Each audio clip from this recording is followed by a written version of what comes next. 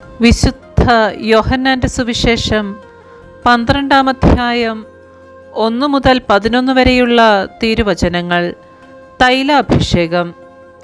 മരിച്ചവരിൽ നിന്ന് താൻ ഉയർപ്പിച്ച ലാസർ താമസിച്ചിരുന്ന ബഥാനിയയിലേക്ക് പെസഹായ്ക്ക് 6 ദിവസം മുമ്പ് യേശു വന്നു. അവർ അവന് അത്താഴമൊരുക്കി. മർത്ത പരിചരിച്ചു. അവനോട് കൂടെ ഭക്ഷണത്തിനിരുന്നവരിൽ ലാസറുമുണ്ടായിരുന്നു.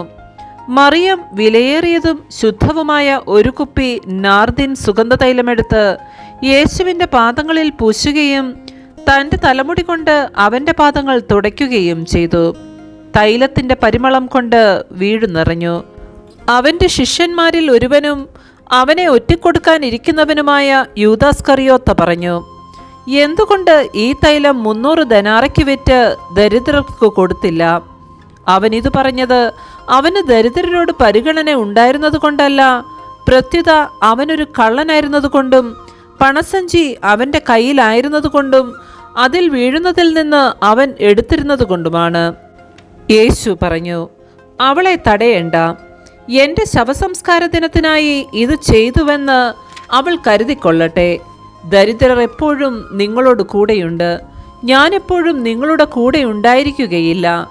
അവൻ അവിടെയുണ്ടെന്നറിഞ്ഞ് വലിയൊരു ഗണം യഹൂദർ അവിടേക്ക് വന്നു. അവർ വന്നത് യേശുവിനെ ഉദ്ദേശിച്ചു മാത്രമല്ല, അവൻ മരിച്ചവരിൽ നിന്ന് ഉയർപ്പിച്ച ലാസറിനെ കാണാൻ കൂടിയാണ്. ലാസറിനെ കൂടി കൊല്ലാൻ പുരോഹിത പ്രമുഖന്മാർ ആലോചിച്ചു. എന്തെന്നാൽ അവൻ നിമിത്തം യഹൂദരിൽ വളരെ പേർ അവരെ വിട്ട് യേശുവിൽ വിശ്വസിച്ചിരുന്നു. നമ്മുടെ കർത്താവായ മിശിഹായ്ക്ക് സ്തുതി.